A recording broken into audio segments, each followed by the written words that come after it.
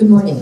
I'm Hagen Harriga from Crossroads of Good Creek, but I also serve on the advisory board for Healthy Water Door County, which is a fund of the Door County Community Foundation. And for that reason, I was invited to introduce our next presenter, who is Bret Bicoy, because he is the president and CEO of the Door County Community Foundation. Now, when I found out that I had the honor of introducing Bret, I asked him what he wanted me to tell people about him. And he said, well, I have a wonderful wife. I see one standing right there. I have a wonderful wife and 6 children. So, ladies and gentlemen, Bret is a husband and a parent. So, I was bemused when Annie was giving the welcome Tuesday night, when she said, she was thanking the Community Foundation for parenting Healthy Water, or Celebrate Water Door County. And yeah, they really did. I was there at the birth. I was there when Annie even came to the committee of Healthy Water and said, we have to do something to make people aware of the value of water in Door County. And you know, it's like any birth, when somebody becomes a parent, they don't know what they're in for. And I really don't think Bret knew what he was committing to when he committed the foundation. The time, the effort, the diplomacy, his staff, his family. But he did.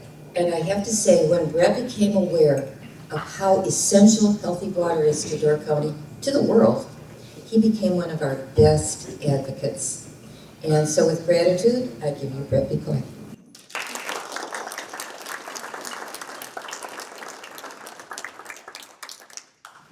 I do believe when Coggin asked me what else she ought to say about me, one of the things I said was that you should say I'm devastatingly handsome. I would know that. You forgot to put that part out here, so I don't know what that means. I would note that, yeah, in the nature of my job, I do a lot of what other people tell me to do, and let me tell you, I've been being bossed around by Coggin and Annie here for several years, and it's been a joyful experience. You know, I can't help but look out at the water behind us, and we were lamenting the fact that the speakers over the last 2 days have been on this end of the room. Perhaps we ought to be on that end of the room so you can see the majestic view that you have from this point of view. Of course, if you were, then you wouldn't realize how devastatingly handsome I was because you'd be looking out at the water. When you think about it, I mean, we're 1,800 feet or so by Google Maps measurement, a little more than 1/3 of a mile from the greatest source of accessible fresh water on the planet, right? 20% of the world's available fresh water is a part of that Great Lakes system right outside those doors. Now, I'll bet that most of you have known that for most of your lives, but quite honestly, it's something that I've only come to realize over the last few years, in no small part because Coggin has educated all 6 of my children, and now she includes me among the people that she has educated. Sadly, as I've said several times before, what I've come also to realize is that there are too many people like me in this world.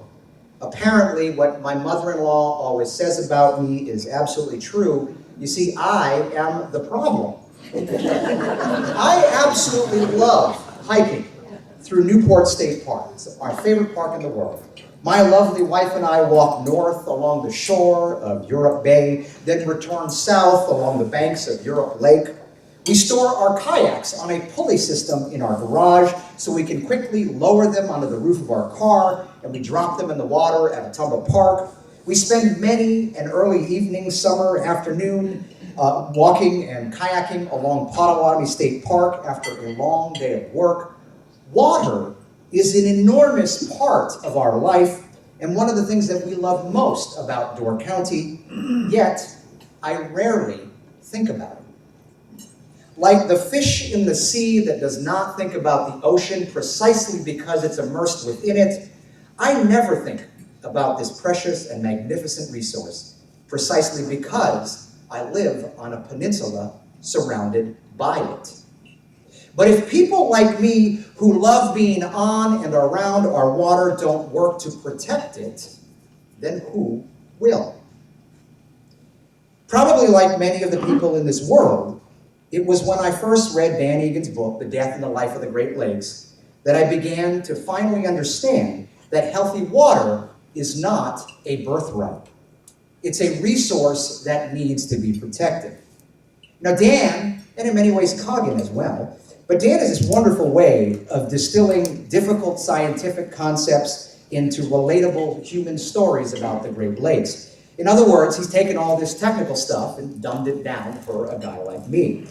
To me, perhaps the best proof of the approachability and universality of Dan's writing is that The Death and the Life of the Great Lakes has the distinction of being a book that was featured both by the New York Times PBS NewsHour book club, and you could buy it next to a 23-gallon bucket of macaroni and cheese at Costco. In many ways, Dan's book inspired the creation of Celebrate Water Door County under the leadership of Annie Egan. Administratively, as Coggin pointed out, Celebrate Water is an initiative of Healthy Water Door County, a fund of the Door County Community Foundation. Now that already sounds like a lot of players, but it's really been just the tip of the iceberg. Celebrate Water has been the banner under which an incredible number of charities and businesses have come together over this last year to work to raise awareness about one of Door County's most precious resources. The first phase of Celebrate Water lived up to its name. It began in May 2018 to remind ourselves how much water means to life on our peninsula by hosting a series of joyful events and activities. It involved concerts at Birch Creek and Midsummer's Music, exhibitions at the Edgewood Orchard and Margaret Lockwood Galleries, performances at the Steelbridge Song Festival and the Peg Egan, educational opportunities after the performances of the Peninsula Players and Bjorklanden, and too many other events to list now. Our goal was to go beyond the environmentalists of our community and engage people like me.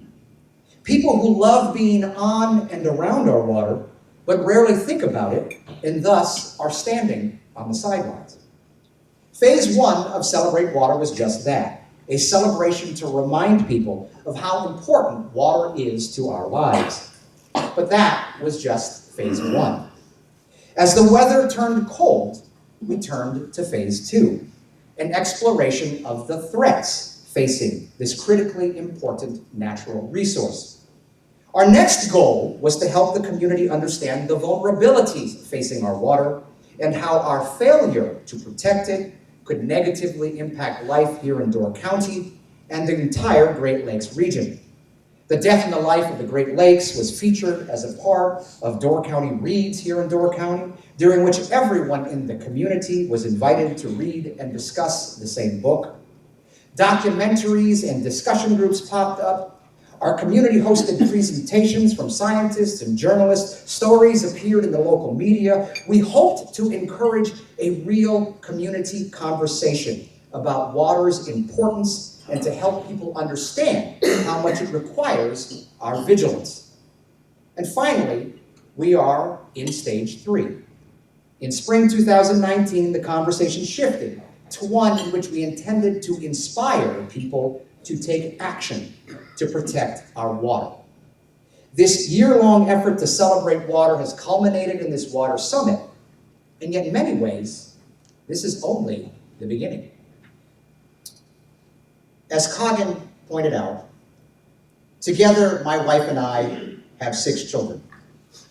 Between high school, college, and graduate school, I am in the middle of a 15-year run during which I will attend at least 14 graduation ceremonies. Well, at least I hope, right? You can't tell me. Now, being in the middle of 14 graduation ceremonies, you realize what a significant burden you are having to bear. And I'm not referring to the 3 college tuition checks I wrote last semester. I'm referring to the burden of having to listen to 14 graduation speeches. Now, after a while, you realize that the modern graduation speech typically has 2 distinct patterns that run through all of them. First of which, you realize that the vast majority of the modern commencement address is a wonderful cure for insomnia. Now seriously, if you don't believe me, I gave the commencement address at NWTC a few years ago. I've got a video of it. It will put you all to sleep like a baby. If you need help, let me know. The second thing that you notice about the modern commencement address is a common theme that runs through almost all of them. Be true to yourself. Your time is limited.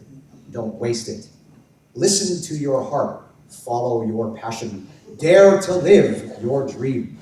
The cliches notwithstanding, there's some truth to all of this, right? Our time on this planet is limited, so we don't want to waste it. But what worries me about the typical graduation speech of recent years is that it overwhelmingly focuses on the me. Now, I'm a bit of a geek when it comes to commencement addresses. I've read more of them than I probably should have missed, but I love to be inspired by the words of others.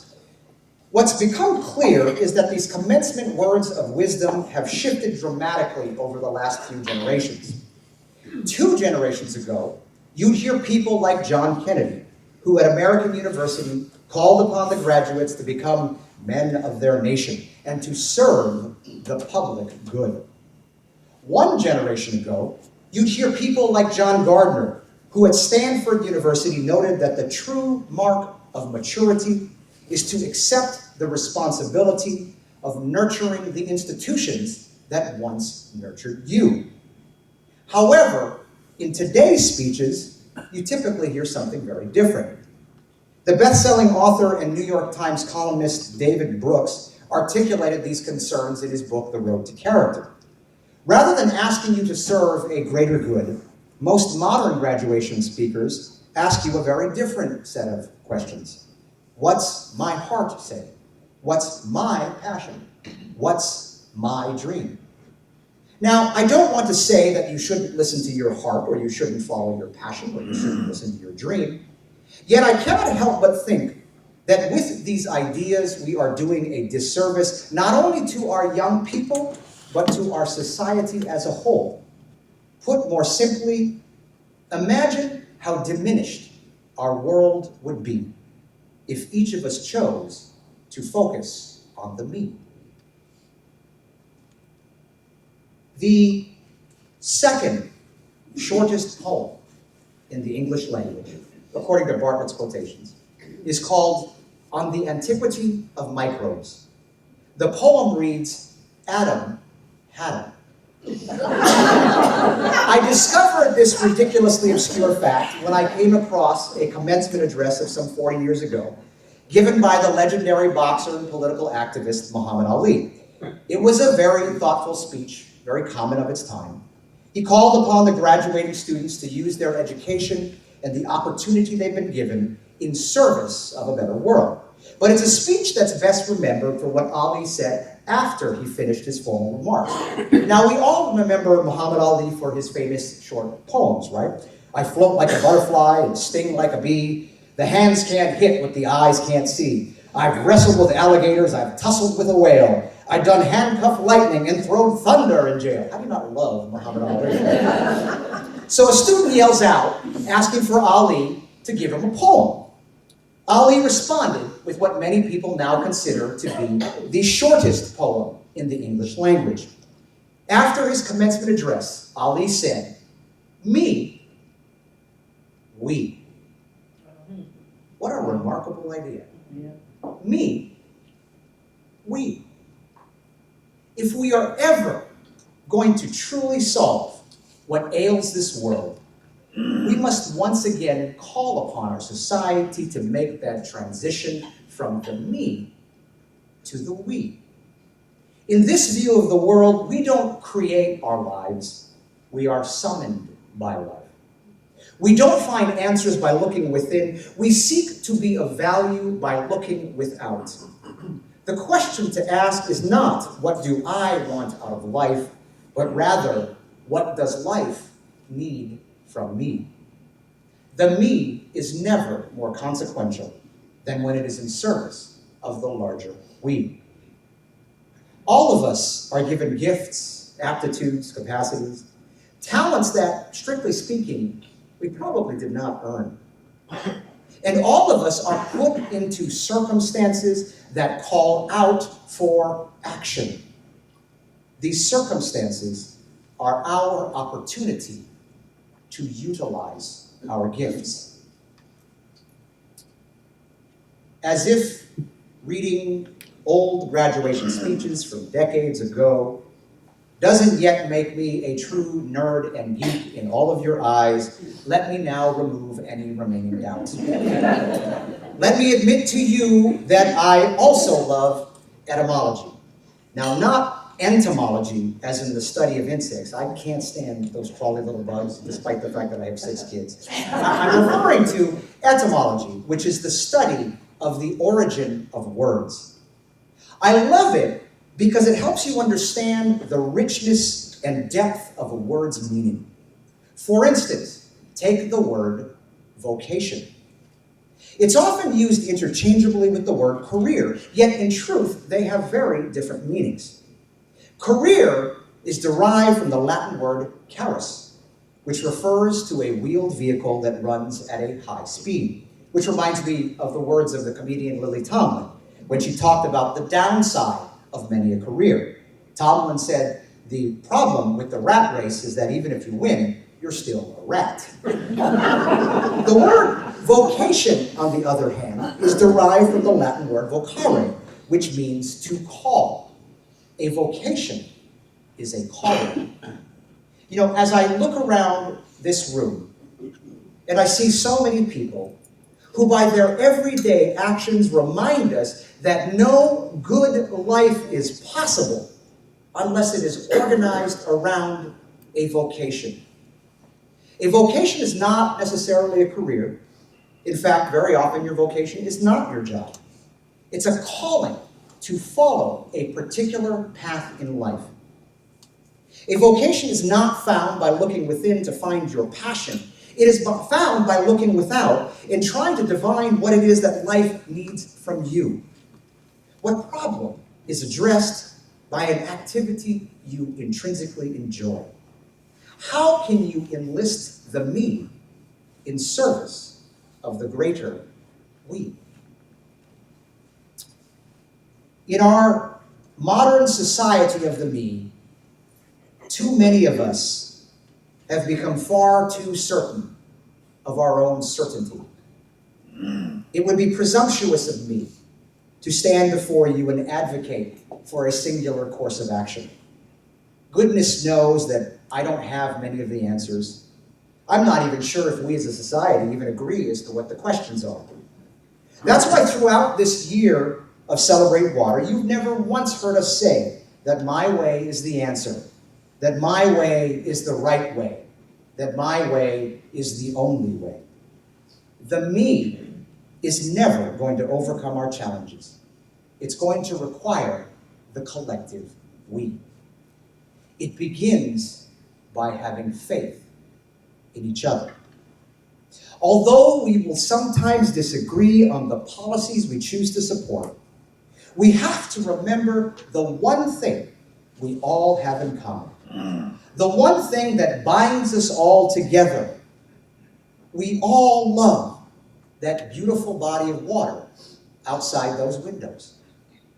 We need to have faith that although we may sometimes differ, each of us is trying to do what we think best for our family and for our community. We want people to passionately advocate for the policies in which they strongly believe, but we need to do so in a civil and productive way that encourages us to find common ground. We spend so much time thinking about what separates us, we lose sight of those things that bind us together. Let's identify those things which unite us. That's things that we can do together. Then let's get about the business of doing them together. Now is the time when each of us must decide for ourselves what role we will play in the challenges ahead. None of us as individuals is as strong as when all of us come together in service of a common goal. On this little peninsula, right where we sit. We're surrounded by 20% of the world's accessible fresh water. From Egg Harbor into the Bay of Green Bay, around Death's Door, into Lake Michigan, and into the entire Great Lakes system, Door County is surrounded by 20% of the world's accessible fresh water. But healthy water is not a birthright. The future of our lakes is not guaranteed. Ultimately, we must face up to the reality that the world existed long before we arrived, and it will be here long after we are gone.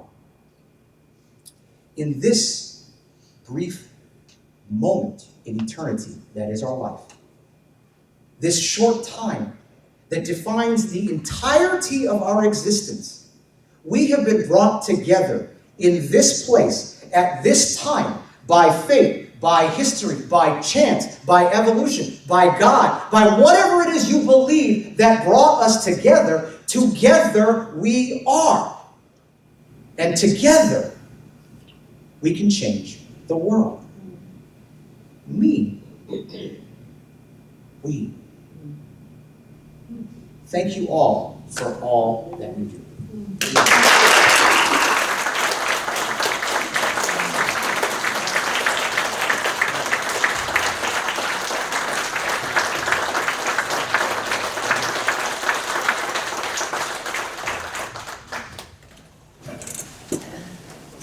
Thank you so much, Bret. Beautiful words and very inspiring. I just want to give thanks again for Bret, particularly, but to all of you for taking up the challenge to respond to helping protect our waters. So I want to thank Bret and the whole Door County Community Foundation. I did this the other night, but maybe not all of you were there at that time. The Peninsula Pulse for supporting us in so many ways, and Dave Elliott, who is the publisher, Grace Johnson from the Pulse, and Casey from the Community Foundation. The two of you have just been sterling. This would not have happened without you. And of course, the committees for Celebrate Water and Healthy Water. The ERIC group over in the corner here from UW Oshkosh, the Environmental Research and Innovation Center. Did I get it right? Yep. Good. Thank you, guys. And especially our presenters. Our presenters have just done a beautiful job, and it's been an exciting experience to have all of you gathered for this short time in this almost single space. I'm glad we moved back here yesterday. So our presenters have done wonderful jobs. The videos you've probably heard will be available. You can go to celebratewaterdoorcounty.org and will be directed to wherever the videos are going to be produced or presented. But that will be in about 2 to 3 weeks. And I'd like to thank the Landmark. We had a lot of comments yesterday, and it was something we did not anticipate or realize until they were there. The plastic plates, plastic cups. So this morning we mentioned it, and they said, well, we could change that. And so I would like, if you see anybody who works here, let them know how much we appreciated that. And I guess, as an ending, I would just like to say you're a wonderful group to work with, and I hope that we can all be collaborative and cooperative and work together to protect this wonderful resource. So thank you all for coming.